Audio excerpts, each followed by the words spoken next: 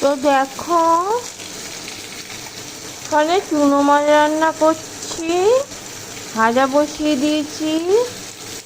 আর এখানে দেখো আলু, বেগুন, পেঁয়াজ কেটে নিয়েছি, এটা দিয়ে ঝাল হবে। এখানে টমেটো আছে, এটা দিয়ে ঝাল চচ্চড়ি হবে। কাঁচাও বানানো যায়, কিন্তু এটা পুকুর থেকে যখন জাল ফেলে ধরে তখন সেটা কাঁচা খেতে ভালো লাগে।